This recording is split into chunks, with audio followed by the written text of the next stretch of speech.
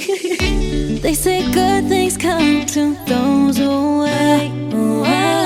Guess I'm gonna be at least an hour late. You've been so good to me, allow me to demonstrate. Hey, real loving, you don't have to wait. Welcome to another episode of Doek and Ty on a beautiful Sunday. We are on like clockwork. Thank you so much for clicking on this here video. Happy December to you and yours. Remember to subscribe, like, follow, all those things. We're available throughout all social media, YouTube, Facebook, Instagram, and Wanang is going to open a TikTok account soon where we can do all the cool kids challenges and, you know, the December dances and all of that. Happy December, fam. Happy December. How's your December so far? I feel like we've just been on and on about baby talk and we actually haven't taken time out to just chat like we normally would, you know? Yeah. I think I would say my December is different from all others in that I'm indoors, enjoying the comfort of my house. So it's a confinement vibes. So that's how my December is going. Yeah, but you're glowing. Hey, you should be outside, fam. You should be out there. So in case you're wondering, it's 8 in the morning. I got one out there. It's like, I think it's 8:30 now. When we're shooting this, I'm still wearing my pajamas. And we just decided, well, you know what? Let's do it for the tribe. And finally, D-Day has come. If you've been watching the previous videos, we talked about pretty much everything about our pregnancy journey leading up to today, which is now we're going to share the big day, which is after the 9 months of sleepless nights, sleeping only on your right side, cravings, not being able to sleep, anxiety, worrying, husband. Okay, worrying, all of that, you know, the anxiety mostly. All the countless doctor's appointments. Finally, the day comes when the baby now has to come into this world. So today, on today's video, we're going to be talking about delivery of our baby. And where do we start? Let's just do a very quick 2 minutes on how our appointments changed by trimester. That sounds like a you thing. No, like just a quick how our appointments changed by trimester leading up to the last one, and then. Okay. Yes. All I know is. I remember. I think during the first trimester, honestly, we just went to the doctor at the very. I believe it was the end of the first trimester because we went to the doctor at 3 months, and then we were told that our next appointment. I think we went at 12 weeks. We were told that our next appointment would be the scan to see if everything was okay at 26 weeks. So that was our next doctor's appointment from the 12 weeks appointment. And then from the 26 weeks appointment, when was our next appointment? I think we saw the doctor, was it once a month? Yes. So we saw the doctor once a month until we were, Until we were 36? I'll just be here smiling. I believe it's until we were... Guys, I don't know. So here's something. I don't know, maybe it's a guy thing, but with me, weeks confuse me. And with pregnancy, it was even worse. I was okay, 24 weeks, 36 weeks. For some reason, my mind just can't comprehend weeks. So when I get weeks, I need to first chop them up into months. So I had 3 months. I'm like, oh yeah, 3 months. 6 months, 6 months. But when you turn into weeks, it just scrambles my brain, man. Maybe it's a guy thing or just a me thing. I think now I recall. I think after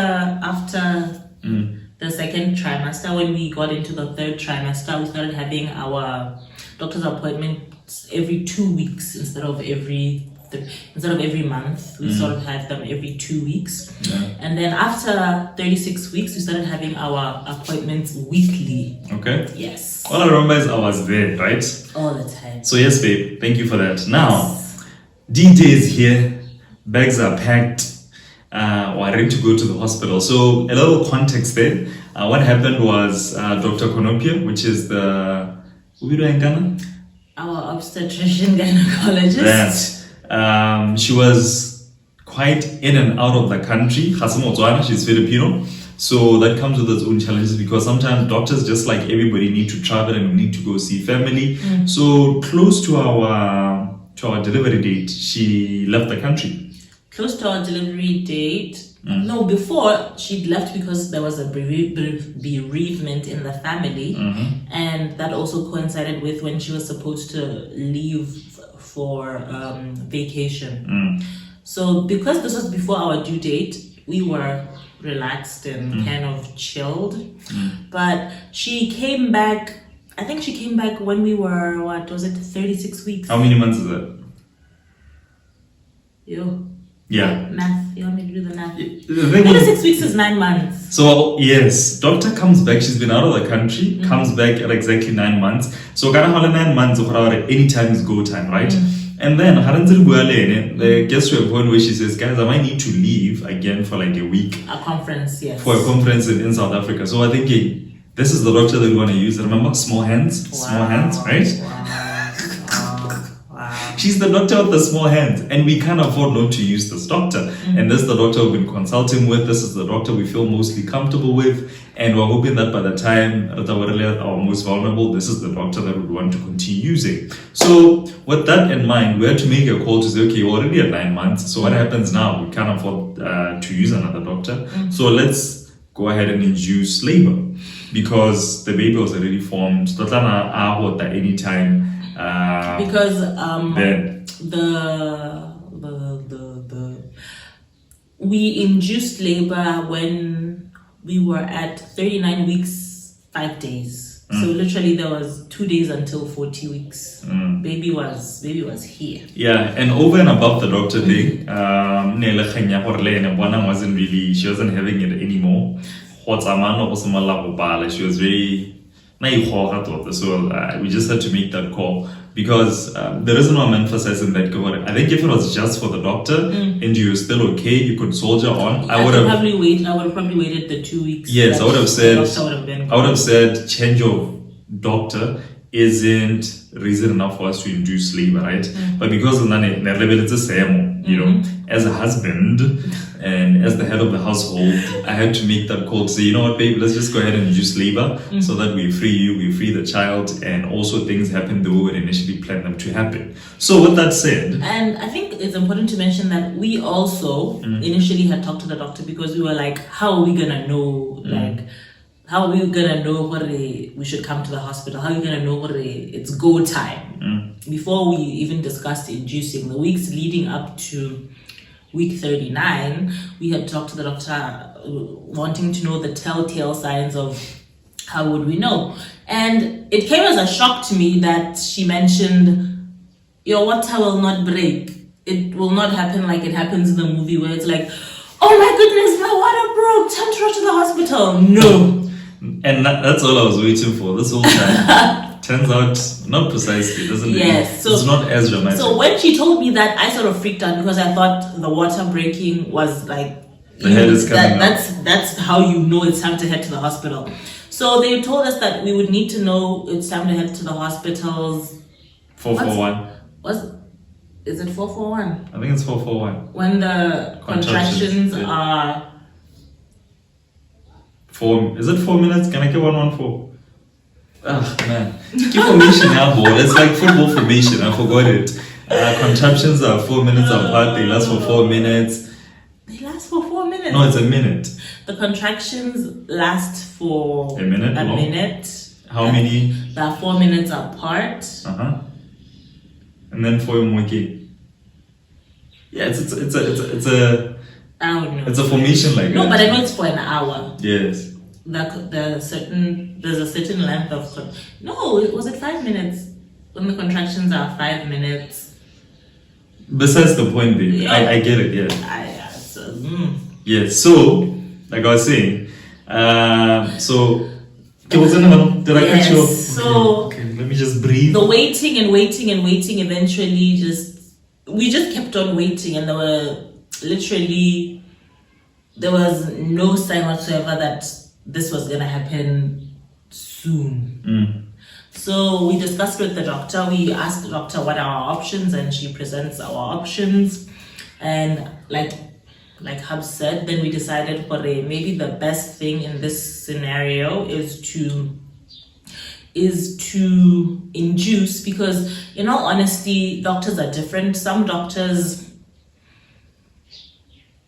Have big hands. Some doctors after 40 weeks recommend a cesarean section.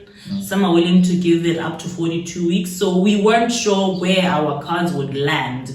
We were not about to go doctor shopping again at a critical stage. So we decided that the best solution would be to induce.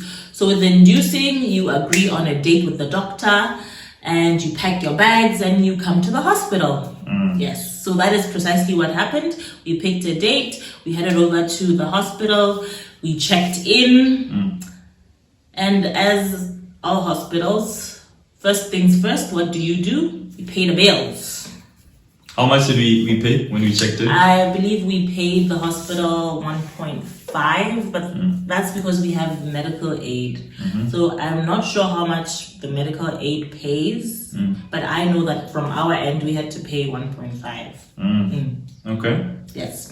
And this is just for the hospital. This is not the doctor's fee.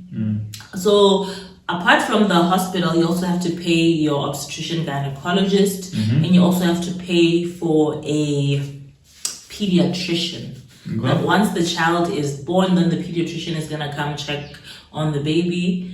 Is there any other thing that I forgot that you pay for? I just remember us paying a lot of money. So I think just to be safe, just have like a small, it's not small. Why would I say small? Just have money. Just have on standby. Just have money on standby, because 20 is a lot. Oh. Yeah, 20 is a lot. I think just have 7K just to be safe, if you have medical aid. Yes. And then now comes the actual birth, labor. Yes. I think the baby's waking up. Around so yeah, getting ideas. I think dates.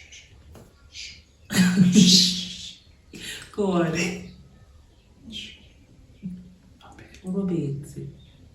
I kid you not, orobate. Okay. Carry on. Okay. I might have to speak softly. Wow. Yes. So I've checked in, right? I brought my bags, bought Bonang's bags, brought the baby's bags with all the baby clothes. The first thing is first, Bonang had to change into that gown, the one that she doesn't like, the one that shows your butt, right? If you have ever stayed in a hospital or visited anybody in a hospital, you will be familiar with that gown. Yes. Got into that gown. We'll put pictures here, right? Okay, I said that without thinking. Can I put pictures here? No. Baby. We'll put pictures here. We'll just hide the bag, right? So we go change into the gown. Bonang is in the gown, right? Also, vitals, and then around when did they induce for the first time? We induced in the morning. No one. I don't know, around 7ish, I think. Was it around 7? Yeah, I think so. 7, 8, somewhere there. Yeah, somebody's up. I know it. Yes. Carry on. The baby's up. I think the baby will be fine. Nah, she's gonna cry. Shungu. You want me to take her? I guess. Take her as in... Put her here. Or take her as in sit over there. No, tea and sit here. Yeah, somebody's up, but I'm so no. I think let's just continue with the story. Carry on. I think she's gonna cry. Carry on. I don't think she's gonna cry. She's gonna cry, baby. I do not believe so. Hi. Hi, little mama. Hello. Okay, so that threw me off a bit. So I checked in, Bonang's vitals diatzeo, right? And then at some point, the actual inducing happens, right? Doctors come in, it was a pill, right? Yes, it was a pill. They bring a little pill, then they invade your privacy. Induce. What is that? Why? Inducing, right? Alright, okay, so the doctor tells us you should start feeling cramps, and the cramps will become, you'll start experiencing them getting closer and closer to each other, right? As time goes on, yes. Yes. Yeah. So, Rana, Bonang has slight cramps, but it's nothing really to write home about. I get. No, babe, I had 0 cramps. You had slight. No, I had no cramps. There were no cramps at all. There were no cramps the first at time. all. Nothing. Okay. So I was sitting there like, oh my god, this is going so well.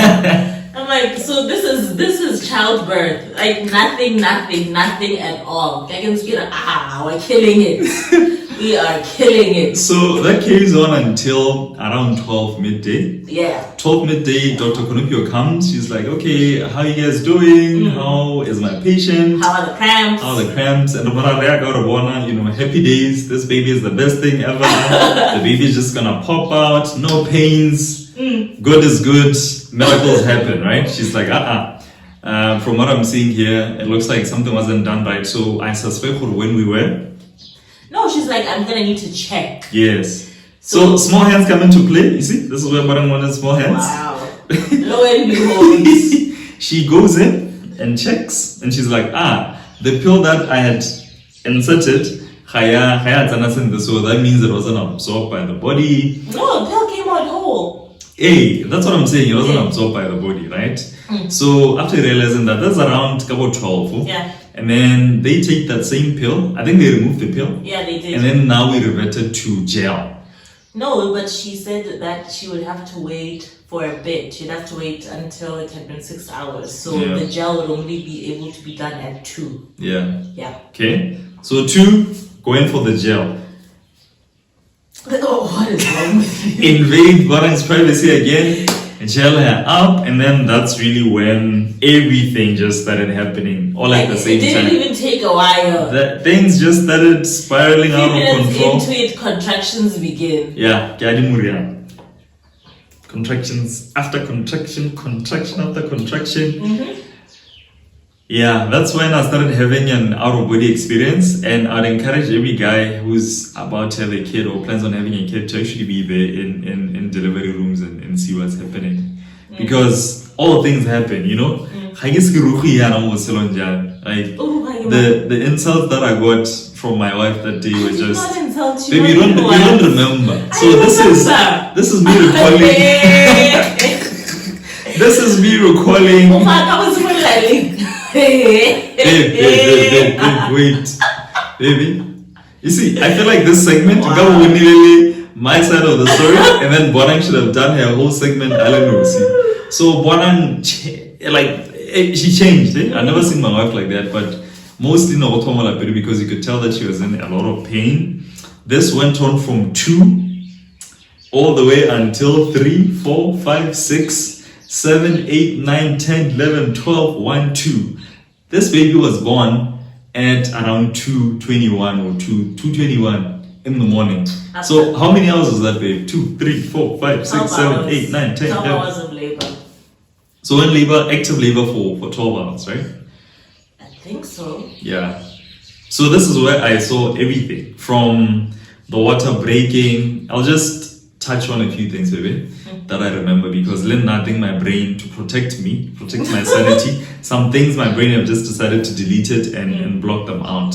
So there was a point where Porang was really in pain, and at one point, as the partner, birthing partner, you don't know exactly what to do. All those teachings about saying, they just leave, Like they leave. And then you just go blank.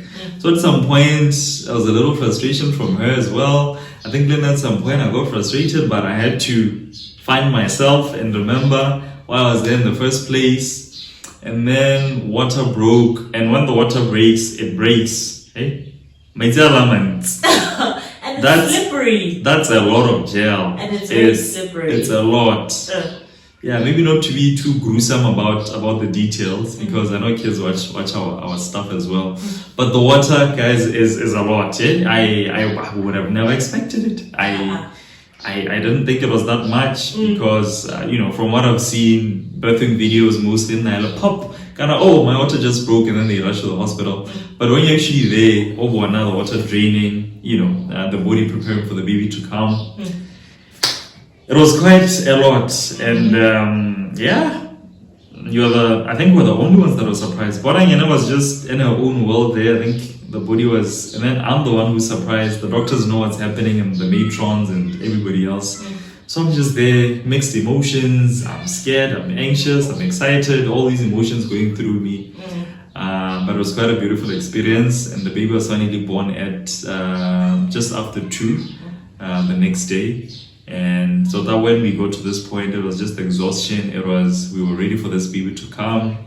And I was just there for my wife to finally have a bit of peace of mind, and for my sanity as well to go back to, a bit of normalcy after the encounter at 12 hours. At some point, I remember... That's how we sang. Yeah, at some point, no one Rowlene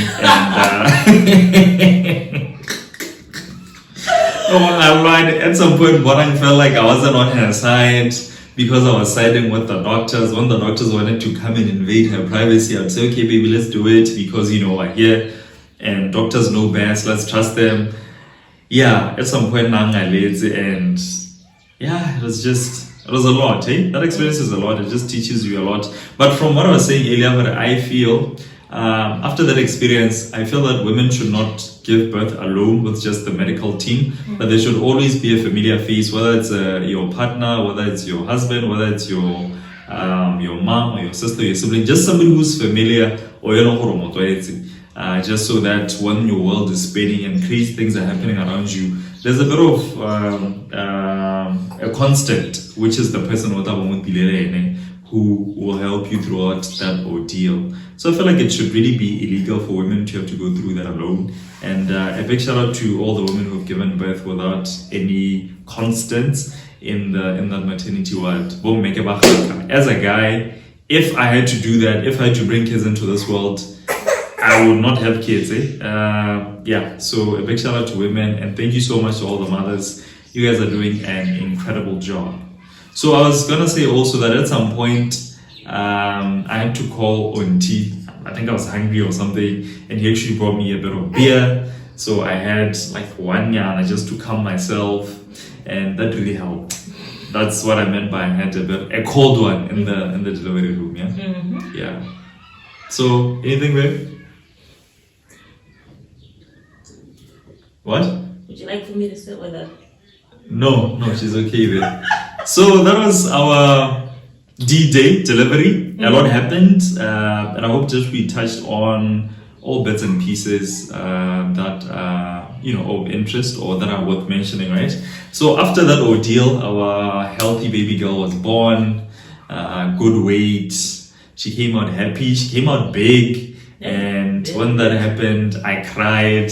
When I was already crying, it was just so emotional. I was happy, I was crying at the same time. It's just an inexplainable feeling. Then you're looking at this little person like, hey, I have a little person who's just looking at you like this. What's the plan, right? Like, what are we doing, So it's such a beautiful experience, and to get to see her just develop and Salo mourning from the day she was born until now, it's such a blessing.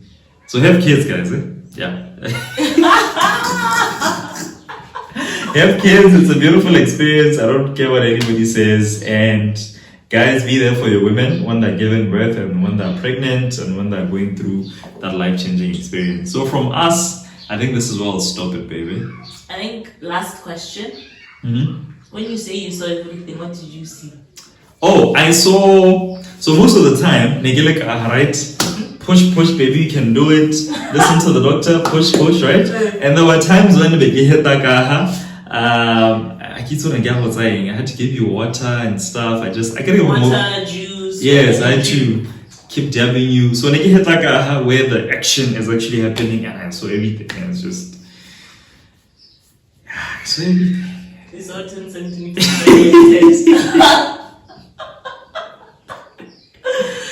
Yeah, I think not to add on. I think at some point. I remember I was so tired. At some point, I was like, help me. Yeah. I remember saying that to the doctor. Yeah. You might get to help me because I was pushing and